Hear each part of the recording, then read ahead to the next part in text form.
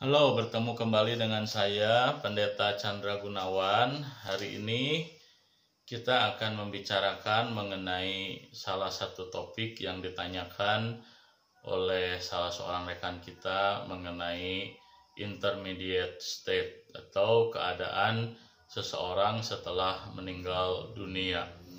Pertanyaan ini memang adalah pertanyaan yang signifikan di dalam keyakinan iman kita, sebab banyak orang yang bergumul mengenai pertanyaan kemanakah orang-orang percaya ataupun tidak percaya akan pergi setelah meninggalkan dunia ini.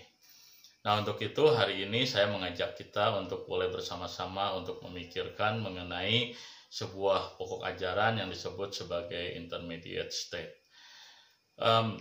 Jika kita membaca Alkitab, kita belajar sebuah pokok ajaran yang penting bahwa ketika seseorang percaya meninggalkan dunia ini, maka pada saat itu juga ia akan bersama-sama dengan Tuhan.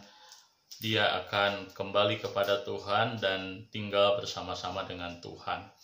Nah, itulah yang kita baca di dalam misalnya saja waktu Tuhan Yesus dia bertemu dengan dua orang penjahat yang disalibkan bersama dengan dia di Golgota, dan salah satu di antaranya kemudian percaya kepada Tuhan dan berkata bahwa kepada Yesus, ingatlah akan aku kalau engkau ingatlah akan aku. Dan Tuhan Yesus berkata kepada penjahat itu bahwa hari ini juga engkau akan bersama-sama dengan aku di Firdaus.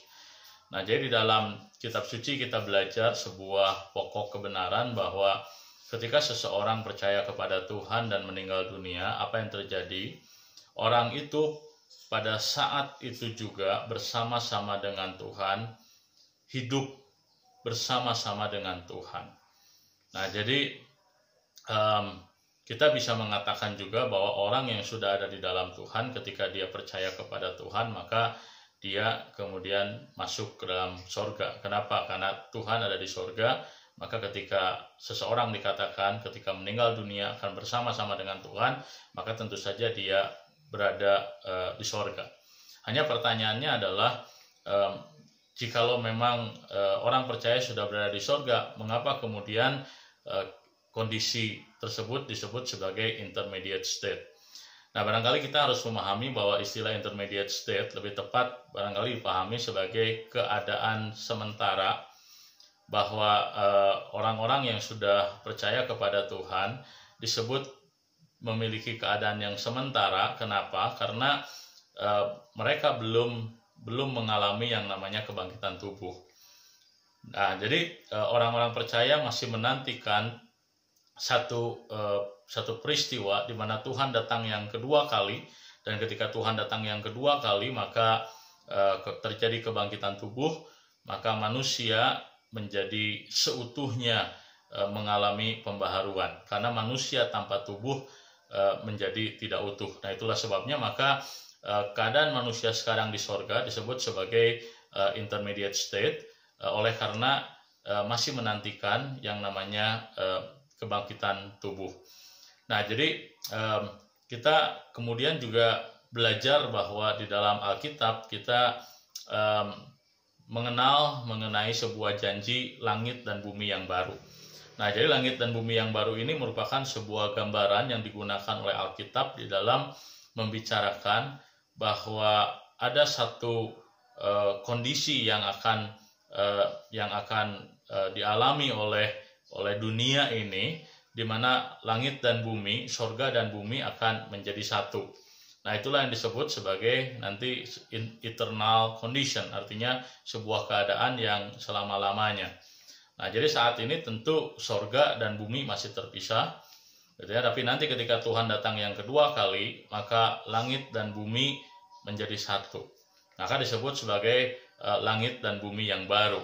Dan dalam kehidupan manusia, ketika langit dan bumi yang baru itu terjadi, maka manusia pun mengalami hal yang paralel, di mana kita bukan saja makhluk rohani, tapi kita kemudian memiliki kembali tubuh kita. Nah, maka kita memiliki yang namanya tubuh yang bersifat rohani, gitu ya. Nah, jadi itulah alasannya mengapa kita kondisi manusia sekarang ini ketika mereka meninggal dunia disebut sebagai dalam masa intermediate state, karena masih menantikan satu masa di mana kebangkitan tubuh akan dialami oleh orang-orang percaya. Dan mungkin sekarang kita bertanya dengan bagaimana dengan orang-orang yang belum percaya kepada Tuhan. Nah, pada dasarnya orang-orang yang belum percaya kepada Tuhan ketika mereka meninggalkan dunia ini, mereka langsung memasuki yang namanya eternal punishment, atau mungkin kita juga bisa menyebutnya sebagai kondisi penghukuman yang walaupun pada dasarnya ini sudah seperti neraka, tetapi manusia masih dalam kondisi tanpa tubuh ketika dia memasuki penghukuman kekal ketika tidak percaya Tuhan dan meninggal dunia.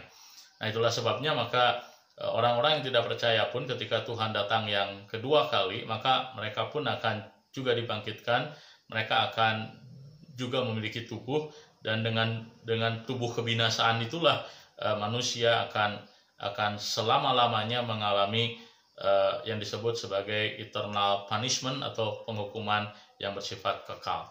Nah, jadi kita menyebut istilah intermediate state digunakan sekali lagi untuk menunjukkan bahwa masih ada satu penantian, satu fase yang orang-orang percaya atau tidak percaya akan alami setelah meninggal dunia, yaitu kebangkitan tubuh.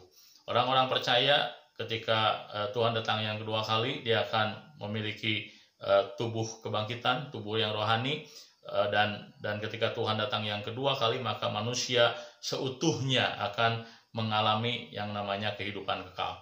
Nah, sedangkan bagi orang yang belum percaya kepada Tuhan, saat ini mereka sudah menjalani penghukuman dari Tuhan, tetapi ketika Tuhan datang yang kedua kali, mereka akan memiliki tubuh juga, dan kita dapat menyebutnya sebagai tubuh kebinasaan, dan dengan tubuh itulah mereka akan menjalani penghukuman kekal dari Tuhan untuk selama-lamanya.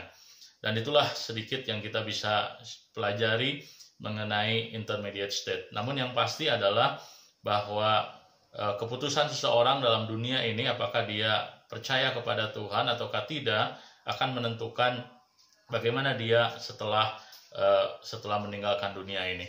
Jadi orang yang sudah ada di dalam Tuhan, percaya kepada Tuhan, maka ketika dia meninggalkan dunia ini, dia akan bersama-sama dengan Tuhan. Tetapi jika Anda dan saya tidak percaya kepada Tuhan, maka Anda dan saya ketika meninggalkan dunia ini akan berhadapan dengan penghukuman Tuhan. Tidak ada kesempatan bertobat setelah seseorang melewati pintu kematian. Itulah sebabnya maka perlu kita mengambil keputusan untuk boleh menerima Tuhan Yesus selama kita masih ada kesempatan, yakni selama kita hidup. Kiranya Tuhan memberkati semua rekan-rekan sekalian.